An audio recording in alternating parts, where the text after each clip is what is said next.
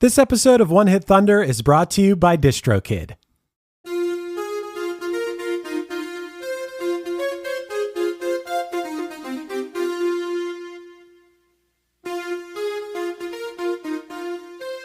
Today, the new Beverly Hills Cop Axel F movie has dropped on Netflix, and in honor of that, Matt and I decided to dive into the iconic theme song Axel F, written by Harold Faltermeyer. This breakdance-inspired instrumental not only became a top 5 hit, but also defined the sound of the 80s. We explore the artistry behind this unforgettable tune, marvel at the intense talent of composer Harold Faltermeyer, and try to pinpoint the last time an instrumental song topped the charts.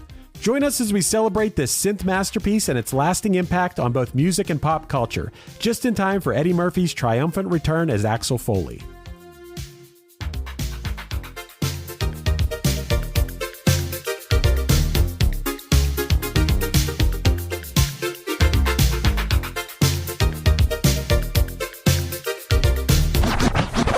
One hit is all you need to make the money guaranteed, and you can live off royalties forever. And it makes me wonder, is it just a wonder, or is it one hit thunder? So Matt, is this the first episode that we're doing about an instrumental song? No, of course not. No, what did we already do? Chariots of Fire. Right! Yes, the 80s were a time when if you were Harold Faltermeyer or Vangelis, you could have an instrumental. Well, Chariots of Fire went to number 1, right? That went to number 1. This did not go to number 1, but it charted pretty damn high. Well, how high did it go? Okay, we're going to jump to that part of Well, my yeah, answer? I mean, we don't have to. I don't even know how high this went. So this one went to number 3 on the Hot 100. Okay, that's pretty impressive. It's pretty high. On June 1st, I didn't do a ton of stuff on here, so what I'll tell you is the rest of the top 5. The number 1 song that week was Wham's Everything She Wants. Mm-hmm. The rest of the top 5, I didn't even write... Oh, I know what order this is. Okay, so Wham was at number 1, and number 2 was Tears for Fears, Everybody Wants to Rule the World. Wow. This was at number 3. At number 4 was Simple Minds, Don't You Forget About Me. And number 5 was Billy Ocean, Suddenly.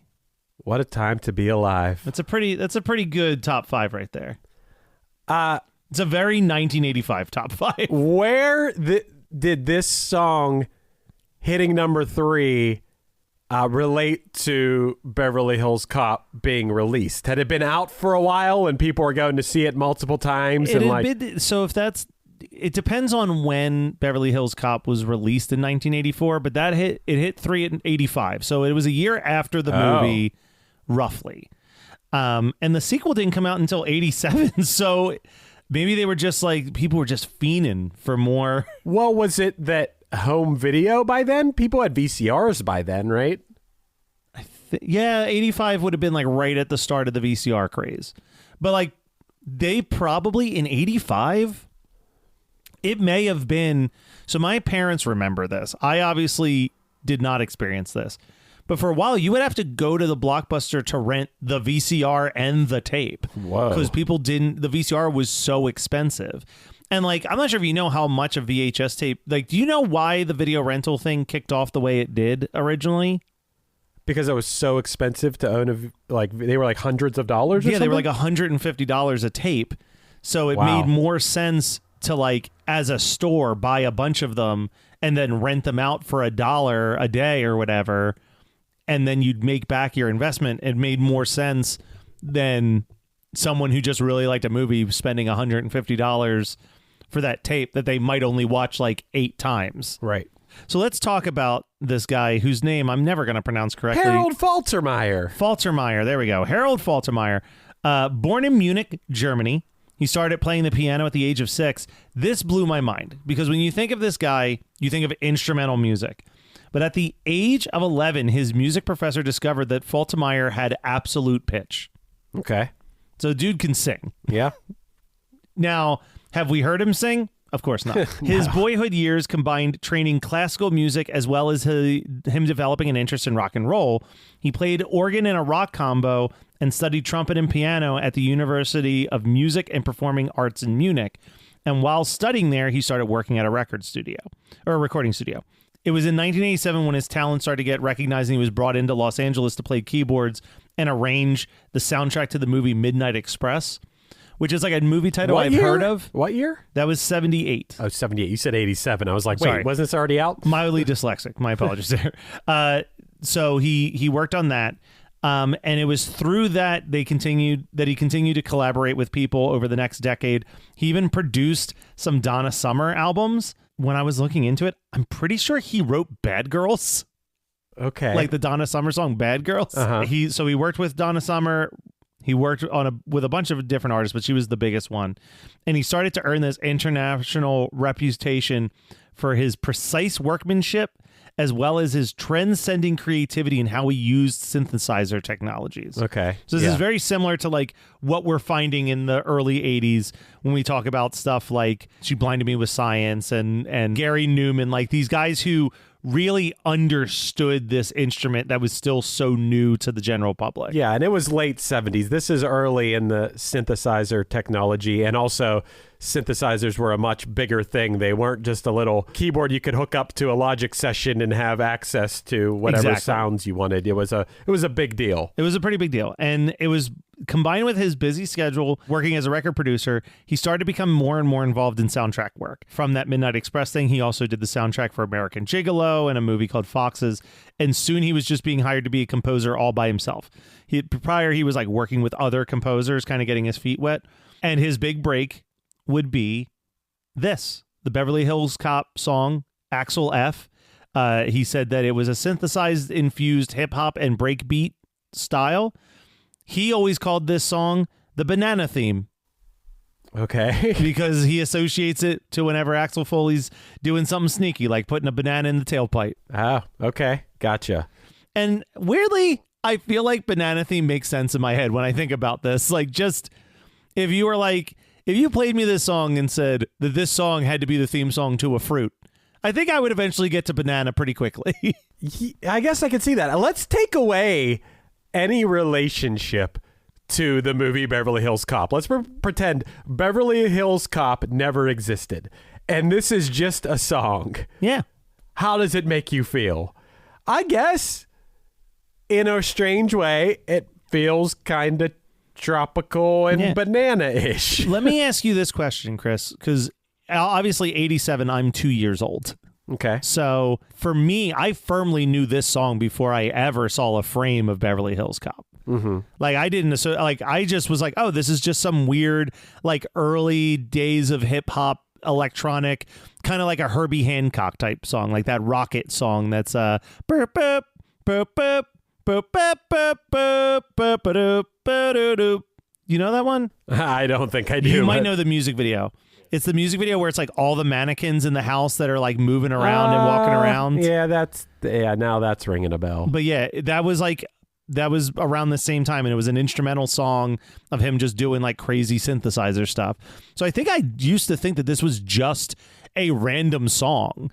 And then I saw Beverly Hills Cop in like high school and was like, oh shit, that's what that song's from. You know, I still don't know if I've ever seen all of Beverly Hills Cop. I've seen bits and pieces. Yeah. I know that Bronson Pinchot is in it. Boy, is he. And now the fourth one's coming out the day we release this episode. Is Bronson Pinchot in it? I don't know. We can find out. Man, I hope so. Netflix is weird. They'll produce these like huge movies, but they'll also like keep everything very undercover of like who's in it, what's going to happen. Like all we know is that Eddie Murphy's back right now, but let's see. Beverly Hills. Is this song going to get a resurgence because of it? I would certainly hope. The movie's called Beverly Hills Cop, Axel F.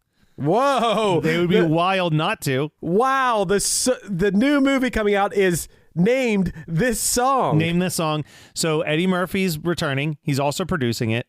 And it does say Bronson is going to be in there. All right. Judge Reinhold's going to be in there. All right. Yeah. John Ashton's going to be in there. And Paul Reiser.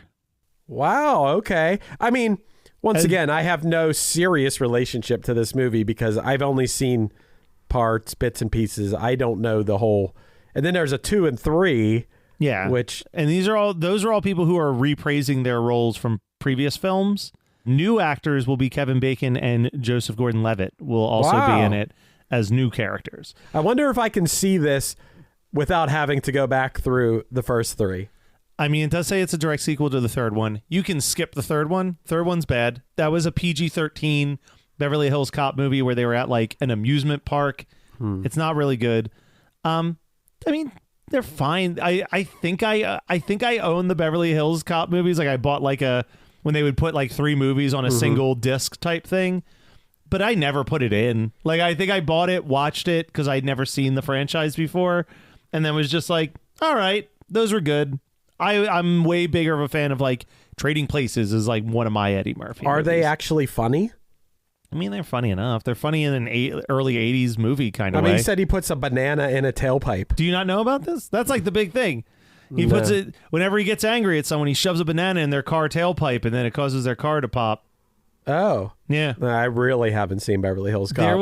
I really didn't do I should have watched all 3 Beverly Hills Cop movies before this. Did you ever see, this is such a dumb reference, but did you ever see the Clerks animated series? No, not really.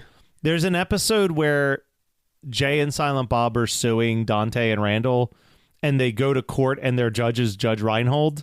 Okay. And there's a whole fantasy sequence where he's like bored in the courtroom and imagines that Axel Foley comes and all they do is just go to different cars and shove bananas in their tailpipes and laugh when the car won't start. And then the bit ends with a guy being like, sorry, kids, I'm all out of bananas. That's pretty funny, actually. But yeah, like it's like that to me is when I think of Beverly Hills Cop, I think of this theme song and I think of a banana in somebody's car tailpipe. Okay. All right. Wow. I'm willing to bet if we pulled up the trailer, banana in the tailpipes in the trailer. Wow. Okay. I think it's that iconic to the movie. All right. So after Beverly Hills Cop, he did the Fletch theme song, which I don't think I really remember too much, but it did expand on him using electronic soundscapes and a lot of experimental modulals to like give it this kind of synthy melodies and stuff like that. And then we listened to this real quick. Now this one didn't chart, but he also composed the theme song to Top Gun, right? Which, if you don't think you know this theme off the top of your head, you do. Yeah. It's that very famous guitar riff. Yeah. Do do do do do do do do do do do do do do. Yeah. That's the one. He did eventually put out an album in 1987 that he called Harold F. Okay. It obviously featured this and a few other songs. The song Bad Guys was the basis of the main theme for Beverly Hills Cop 2 that they didn't use, but he put that on the album. He co-produced the album Behavior for the Pet Shop Boys in Munich as well. So he's still doing the production work at this point. And that's kind of like his worlds kind of bleed away into just like a dude who fucks around with instruments and like has fun with instruments. Cause like his soundtrack career is kind of whatever. Like he worked on a musical in 2001 called Wake Up. He provided the soundtrack for a computer game in 2007 called Two Worlds. But like his most notable like film score stuff was that he did the Kevin Smith movie Cop Out with Bruce Willis. And he came back to do Top Gun Maverick. But those are like, he kind of stepped away from soundtracks for a really long time. He did publish an autobiography that he released as an ebook at the same time that Top Gun Maverick came out called Where's My Orchestra? My Story, which I guess is about how he uses a keyboard to provide all of his soundscapes with stuff. The big thing was, that was the other one. So he produced, I was wrong. He produced Bad Girls. He wrote Hot Stuff. Oh, wow. Okay. So he's had a pretty, I mean, those 2 songs alone, plus the Top Gun theme. And he also produced and co-wrote a lot of songs on, not that this person ever had a big hit, but she's certainly someone who's important to you and I's childhood, I think. E.G. Daly, who was Dottie in Pee-wee's Big Adventure. She's the voice of Tommy Pickles. She had a brief singing career in the 80s as well. She did the theme song for the movie Better Off Dead, which is one of my favorite 80s songs. But he helped with a lot of her early records as well. He saw something in there. So it says here that he recorded Axel F using just 5 instruments. A Moog. Definitely one Moog's in there. A Moog modulator synthesizer. He used a Roland Jupiter 8, and says for the distinct saw lead. So I guess that's that. The Moog was for the bass. A Roland JX3P for the chord stab brasses. Okay. I think that's the bump, bump, bump, bump. Yeah. Bump, bump, bump, bump, And bump. Yamaha DX7 was used for the marimba sound, and a Lindrum was used for the drum programming. Man, people loved Lindrums in the 80s. And he played all the instruments himself. He assembled the whole thing himself. And then he also made a music video for this, which he played himself. The music video was produced to promote the single, and it was directed by him. And it features him wearing an overcoat, hat, and sunglasses as he sneaks into a computer lab late at night and uses the machines while watching scenes from the movie Beverly Hills Cop. I was going to say, the scenes from Beverly Hills Cop have to be in it, right? Yep. Said it's intercut with himself edited into the scenes, intersped with footage of a pole dancer, a female dancer, and himself playing some synthesizers. Okay. So, he owned this image. I think it's cool that he directed his own music video for theme song. He did it all. He was a one-man band. He was the case. He was probably a, perfect case for the people that were mad about synthesizers and how it's just one person's going to be able to do everything, and bands and all the people that relied on all kind of different band members, crew, everything, that would be the end. That would be the end of, if you just make music with computers and synthesizers. Well, the other equally crazy thing is that the producers didn't like this song when he played it for them.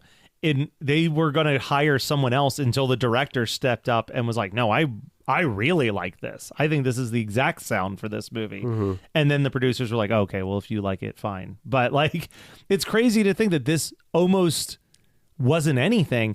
And then it had do you remember this had a weird resurgence in the late 2000s with Crazy Frog? Yeah, I do kind of remember this. And it was let me pull it up, because technically Crazy Frog's cover of Axel F also counts as a one-hit wonder because they chart it. But I don't think we're ever going to do a Crazy Frog episode on Axel F. So let's give it a listen real quick. What's going on?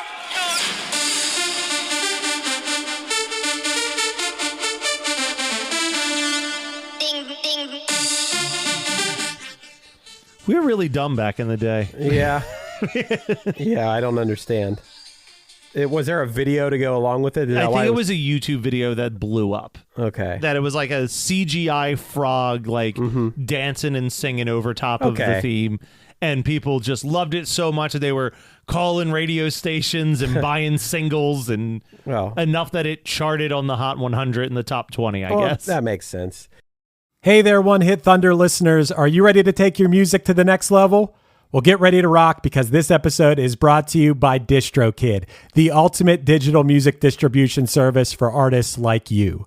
With DistroKid, you can easily upload your songs or albums to online stores and streaming platforms like Spotify, Apple Music, and YouTube Music, reaching fans all around the globe. But that's just the beginning. DistroKid offers a ton of awesome features like Hyperfollow, which helps you promote your releases and get pre-saves on your songs, all for free. But wait, there's more. The DistroKid app is now available on iOS and Android. With the app, you can manage your releases, track your streaming stats, and even withdraw your earnings, all from the palm of your hand. And for those looking to perfect their sound, check out Mixia. This powerful tool allows you to put the finishing touches on your tracks in minutes, ensuring they sound polished and professional every time. But that's not all. DistroKid has just launched a brand new feature called Instant Share, allowing you to easily share large files securely with collaborators, producers, and more. With Instant Share, you can keep your music streaming at the highest quality while making the best impression possible. So what are you waiting for? Elevate your music career today with DistroKid and unlock a world of possibilities. Possibilities that I know all about because I've been using DistroKid for years. It's seriously great. If you haven't used it before, you're going to love it. And One Hit Thunder listeners get an exclusive offer, 30% off your first year with DistroKid by signing up at distrokid.com/VIP/OneHitThunder. That's distrokid.com/VIP/OneHitThunder.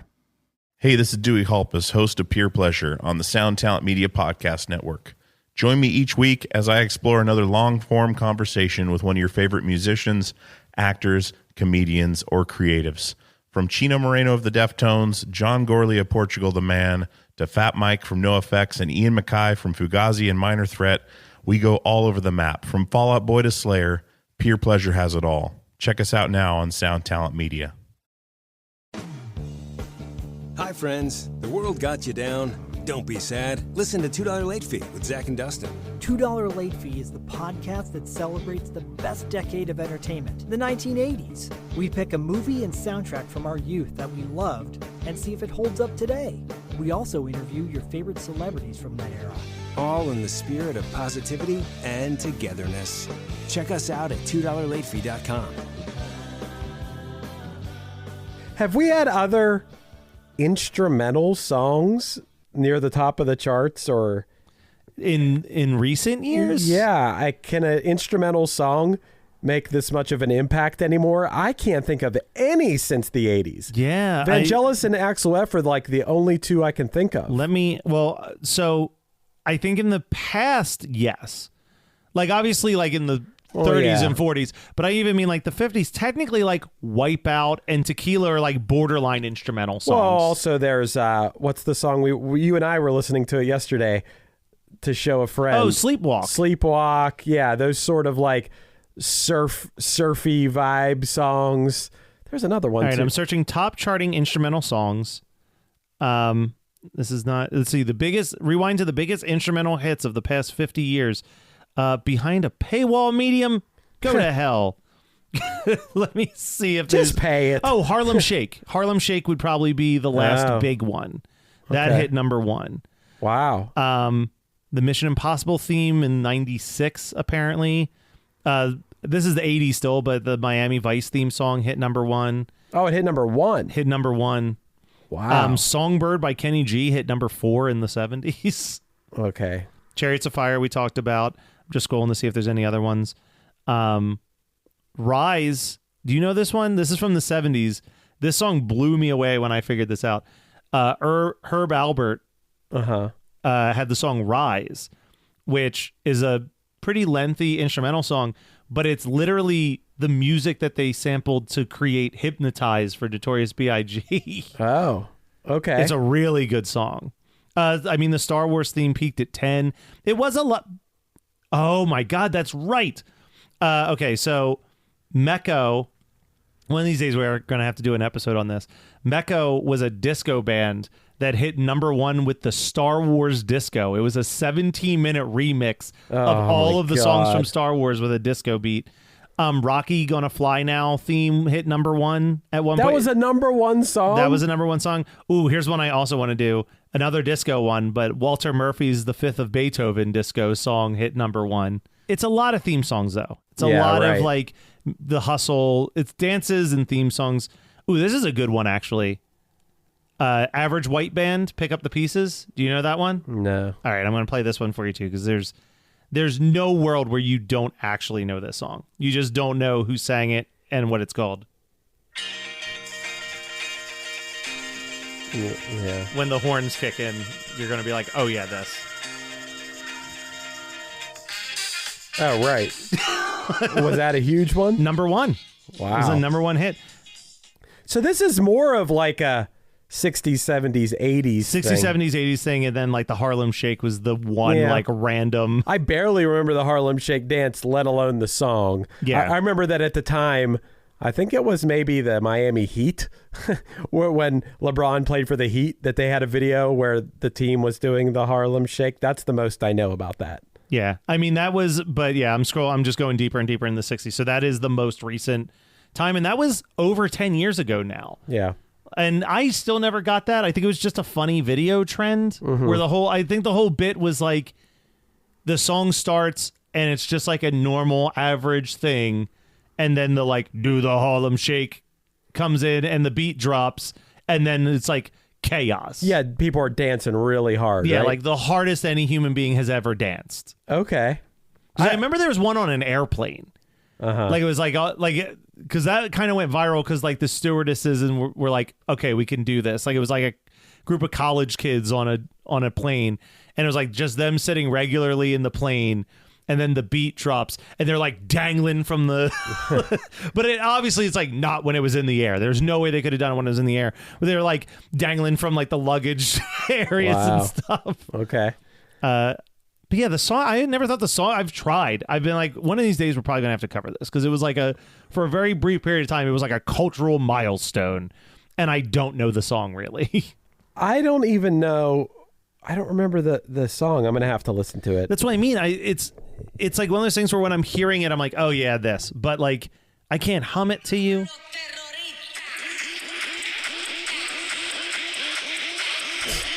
Yep, this is the one. All right. I'm waiting for the beat to drop. The beat drop right here. Yeah. Okay. It kind of reminds me of Turn Down for What. Oh, yeah. All right. That is a pretty nasty beat, actually. I get it. Yeah. Is that going on a Chris Fires party playlist? I don't know about all that. Get people dancing real fucking hard in your kitchen? I don't know about all that. This is a harder one. I feel like movie theme songs are real tough to thunder and blunder on. But I'm going to say that I think I'm going to lean towards Thunder on this. Like we said, he was all he needed. He didn't need anyone else. Just sat there, built this song, then went and recorded the Top Gun theme. Before this was writing hot stuff for Donna Summer. Like, he doesn't need us to tell him that he's Thunder. He's killing it out there. Yeah, I would say that he did a pretty good job to make instrumental theme music and have it become a hit. I mean, maybe a little bit of luck on his side. A little bit, but like, think about this in the grand scheme of things. Like, it has to be a damn good theme song. It has to be a damn good theme song. And I also would make the argument of like, he has two extremely memorable movie theme songs, which like, outside of John Williams, I can't think of that many other composers that have undeniable theme songs that everybody knows when they hear it. Yeah. You know what I mean? Like, John Williams really like cornered that market between like Star Wars, Back to the Future, Indiana Jones, Jurassic Park. Like, he like had all these like massive ones, but like, how many other composers can you think of where you're just like, Danny Elfman maybe? But even then, like, yeah, it's like Beetlejuice and the Simpsons theme. Right. Yeah.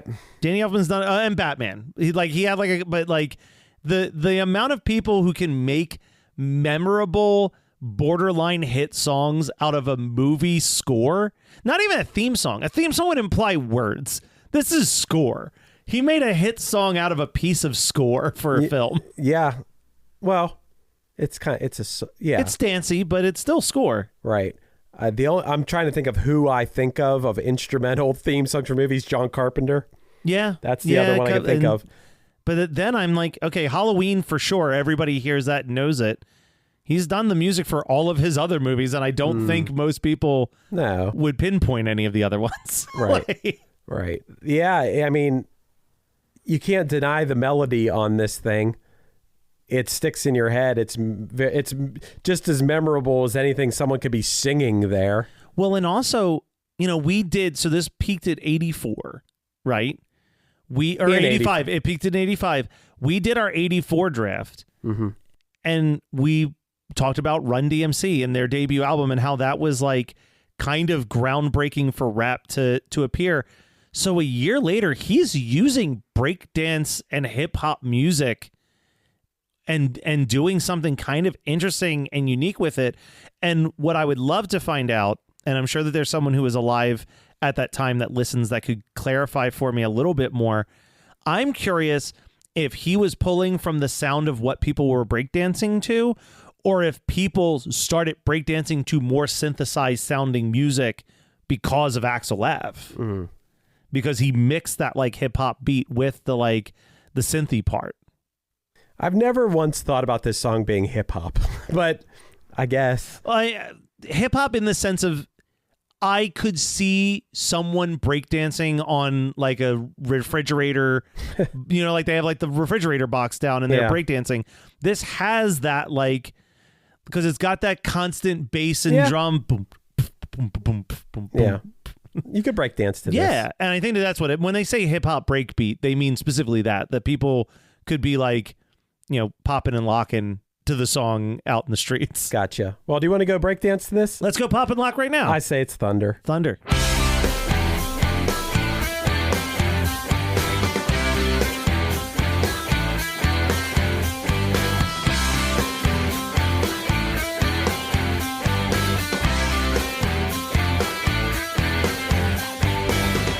This has been One Hit Thunder. One Hit Thunder is hosted by Chris Afalios of the band Punchline and produced by Matt Kelly of Geekscape.net.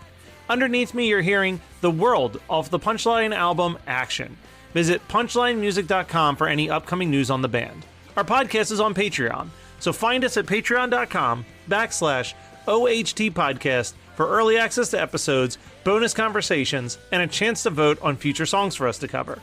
Make sure that you rate, review, and subscribe to us on your favorite podcasting app, and tune in next week for more One Hit Thunder.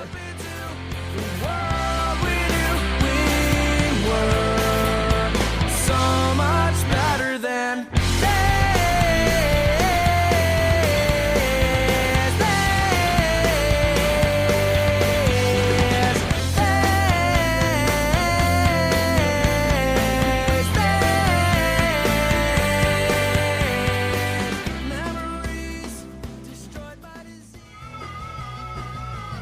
You're listening to the Geekscape Network. Ever wonder what a punch from Elton John feels like? Or how you'd cope with having turned down the chance to be in Nirvana? Or what signal Keith Richards gives when he wants you to get the hell out of his hotel room? Fans of Too Much Effing Perspective don't have to wonder, because they've heard these exact stories and a jillion others on our podcast. I'm Alex Hoffman, former tour manager for Radiohead. And I'm musician and comedy writer Alan Keller. On the TMEP show, we get guests like Nancy Wilson from Heart, Jeremiah Freites from the Lumineers, and Modern Family's Julie Bowen to tell us things they may have only shared with their therapist, clergy, or a TMZ stringer. So join us on Too Much Effing Perspective. That's EFFING Perspective. The only podcast you crank up to 11. Hello out there. Hi, I'm Hal Schwartz. And I'm Flynn McLean. We want to tell you about our podcast, None But the Brave, which is dedicated to taking a deep dive into the work of Bruce Springsteen. We're currently in our 5th season. Our latest episodes focus heavily on Bruce's 2024 tour and have featured such guests as Anthony Castrovince from MLB Network and Barstool's Kirk Minahan. We're also covering the 40th anniversary of Bruce's biggest record, Born in the USA. And as part of that, coming up this week, Uprock's cultural critic Stephen Hyden returns to the show for a fascinating hour-long conversation about his new book, There Was Nothing You Could Do, Bruce Springsteen's Born in the USA and the End of the Heartland. To listen, you can go to our website, mbtbpodcast.com, or subscribe on your preferred podcasting platform. We hope to see you further on up the road. Thank you so much. We'll be seeing you.